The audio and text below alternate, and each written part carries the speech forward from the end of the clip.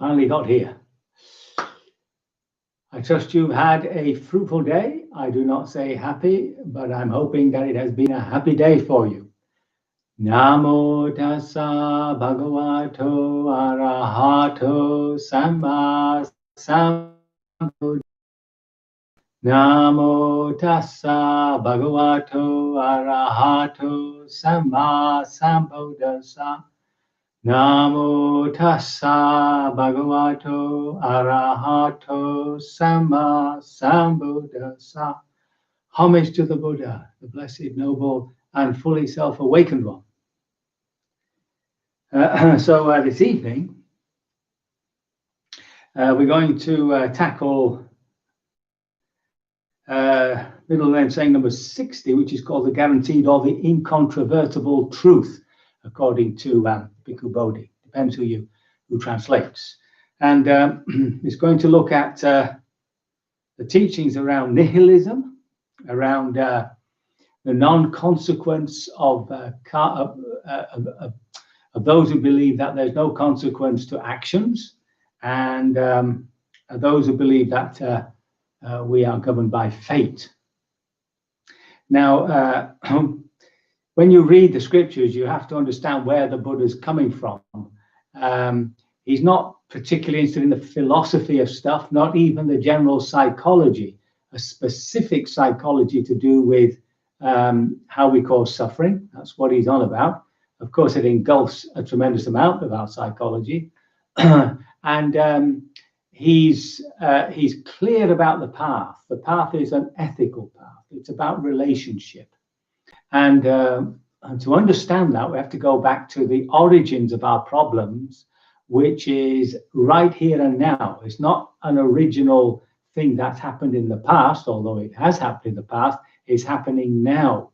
The delusion itself of who we are. So this intuitive awareness that we are is mistaking itself by way of identity with the form it finds itself in, which is the human being. And it just wants to be happy. So it's trying to find happiness as a constant in this form. And that's where all the trouble begins. Now, so you have to remember that the whole teaching of the scriptures, I'm pretty sure if you check it out, is all about ethics and transcendence. And the path of ethics leads to transcendence. See, that's the point. The path of ethics leads to transcendence. And the path of ethics is a simple case of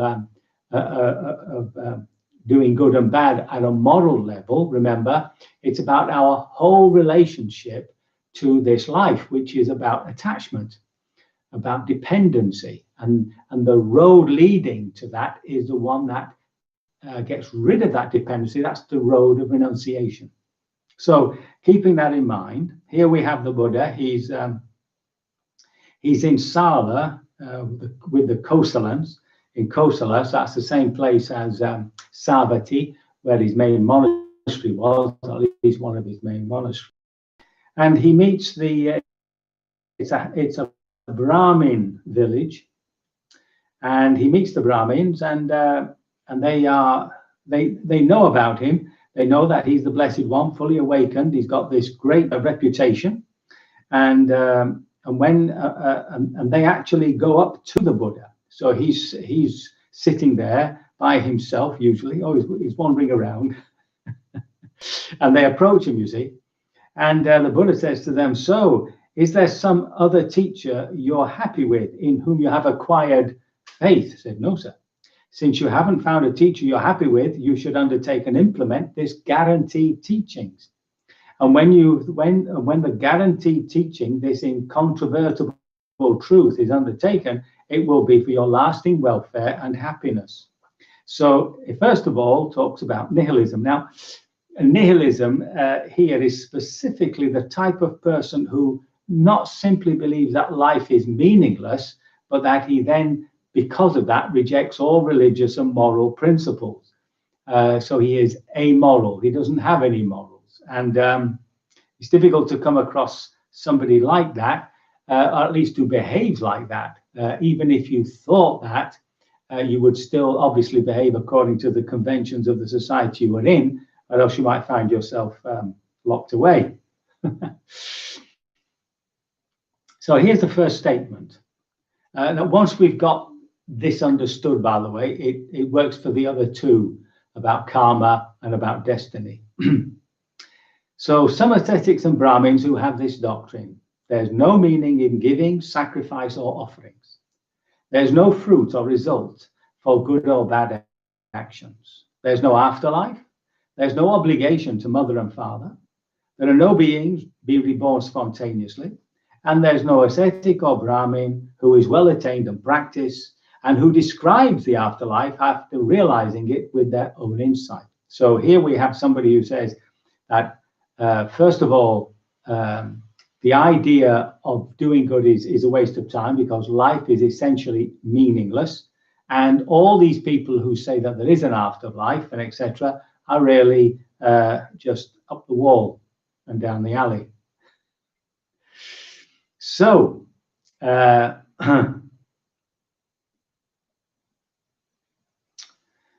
then, of course, he gives the opposite, which we don't have to read. And then he says, right, so these are the arguments that he puts forward against that.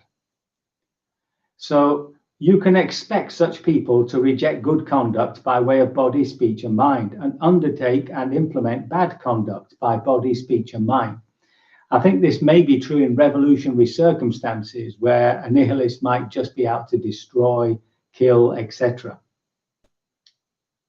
And the reason he does this is because he doesn't see the drawbacks, the wretchedness and corruption that he's going to have for himself and for others. And that skillful qualities have the benefit and the cleansing power of renunciation. So those who are on the path, of renunciation will find themselves feeling, will get the benefits of that and the cleansing of the heart. Now, because of this wrong view, this leads to wrong thinking, wrong thought. And from wrong thought, there comes wrong speech. And then they contradict those perfected ones who know the outer world. So here the Buddha is presuming within the argument that those who have experienced the other world are, in fact, saying the truth.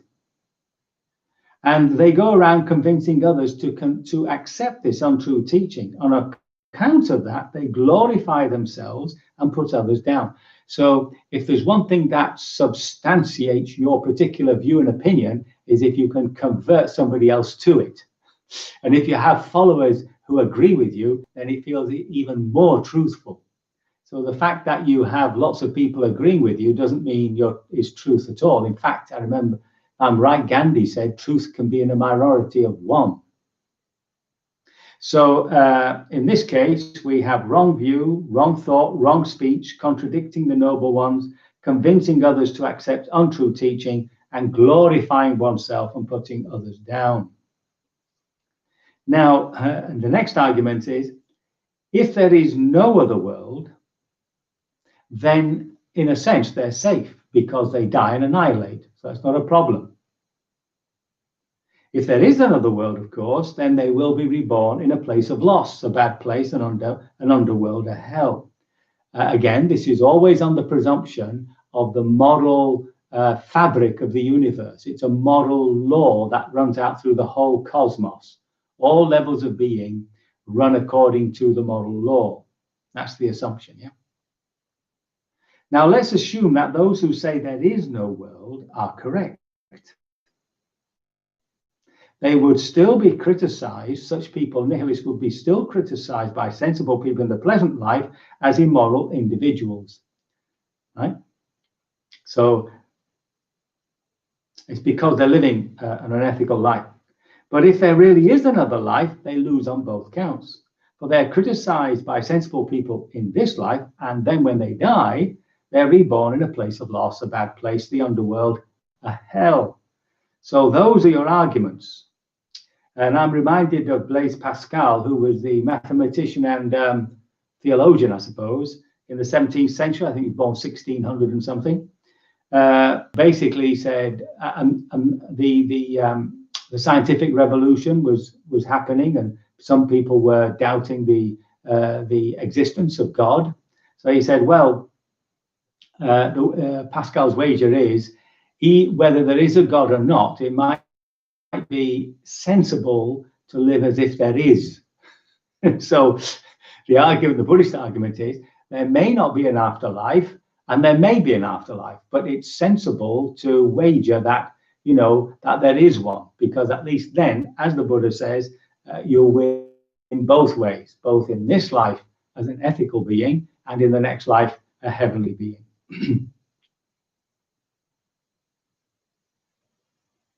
Remember, these are pure nihilists. They're not, shall we say, that doesn't include people who would consider themselves humanists. So they might not believe in God or an afterlife. In fact, lots of people would take that position. But of course, they still have a connection with human beings. They realize that to live a social life, you need to have ethics, and you need to have some sort of social and economic justice.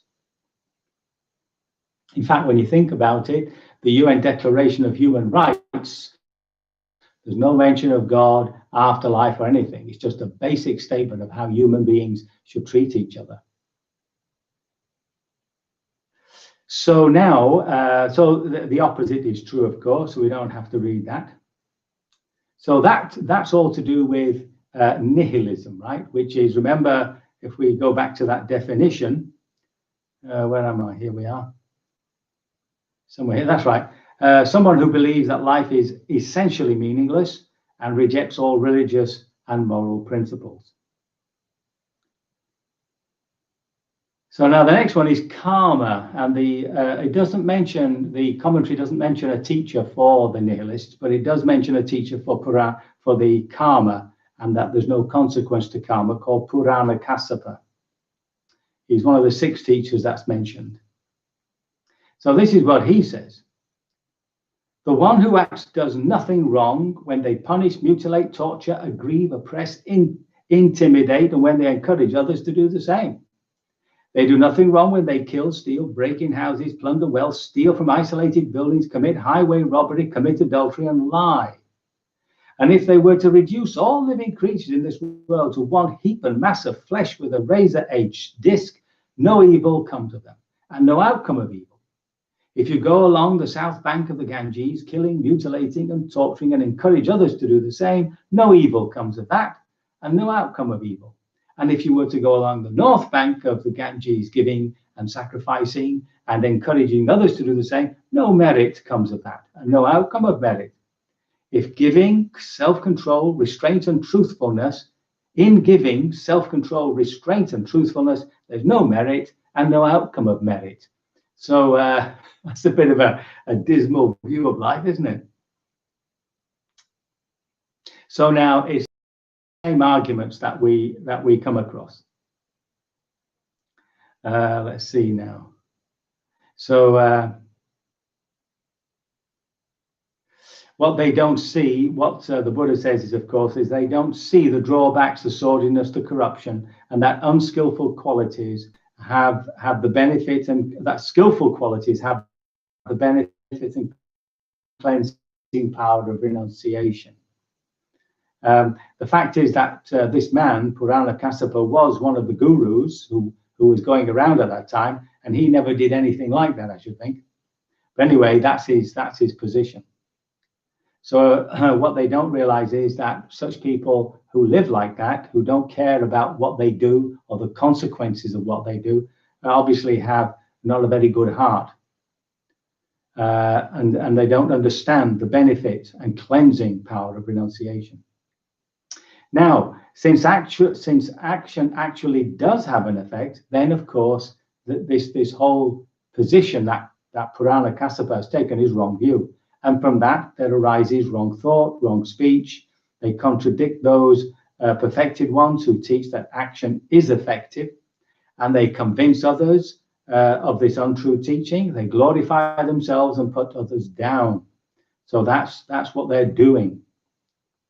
Now, if there is no effective action, then of course, when the body breaks up, they're safe because they annihilate, right?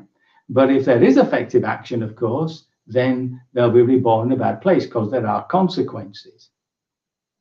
Now, let's assume there's no effective action. Is that it's correct to say there is no effective action, then this individual would be regarded by sensible people in the present life as being immoral, an individual with wrong view. Now, if there is an afterlife, he loses on both counts. Criticized by sensible people in the present life, and when he's reborn, he ends up in hell. So the same arguments are put to people who don't believe that there's any consequence to actions. It's hard to believe that anybody would have thought that, really, unless you take the next position, which is non-causality. Now, this is a bit more might give an understanding to the factor that there is no benefit or no consequence to actions. So there's no, this is the teacher here was Mikhail Gosala. So he's one of the other six. There is no cause or condition for the corruption of sentient beings. Sentient beings are corrupted without cause or reason. There's no cause or condition for the purification of sentient beings. Sentient beings are purified without cause or reason. There is no power, no energy, no courageous strength or vigor. All sentient beings, all living beings, all souls lack control, power, and energy, molded by destiny, circumstance, and nature. They experience pleasure and pain in the 6 levels of rebirth. The 6 classes of rebirth are to do with the way the Ajivakas, the other teachers, saw the gradations of spiritual growth. But here's the important point, that everything we do is already been set by destiny, the circumstance you're in, and nature. So that's an old argument, whether we're natured or by nurture, but it's all set. Now, I did read a book about materialism, and in it, the man mentions a case, the writer mentions a case in the US of a murderer who was not convicted of murder, even though he actually did it and was proved that he did it, because he was found to be not responsible because of his upbringing and social situation. So that was a tie. So that's a case in point where somebody is not taken to be. He wasn't mad. He wasn't mad. He just it was the circumstance and nature, and it was the destiny that he had because of his circumstance. So there we are.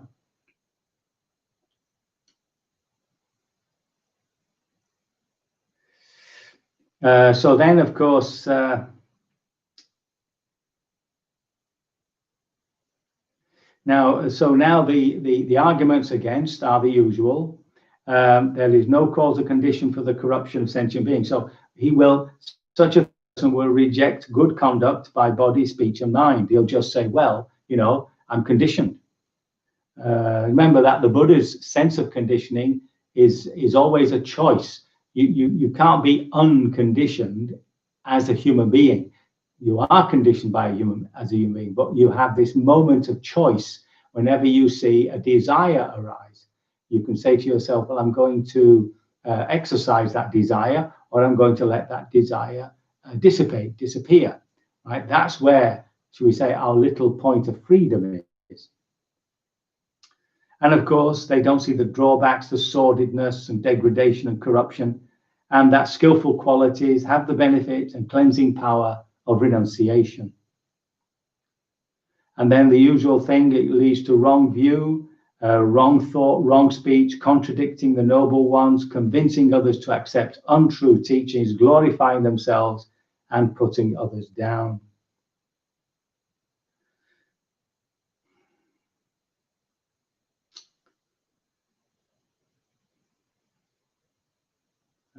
That's it, I think, isn't it? Yes, and then the usual argument, if there is no causality, then of course on the individual's breakup of the body, they will be safe because they presume annihilation. But unfortunately, if there is a future life, then of course, because of their bad actions, they'll be reborn in a bad place, an underworld. And if we say, well, supposing the ones who say there is no causality are correct, even so, they'll be criticized in this very life as being immoral. And if, of course, there is a future life, then they lose on both counts of being criticized in this life and of ending up in a bad place after death. So there we are. That's the oops, I've got spending some time. So when you read the scriptures, remind yourself that the Buddha is not coming from some specifically philosophical point of view or a generalized psychological point of view, but always from an ethical point of view. And that's where his arguments lie.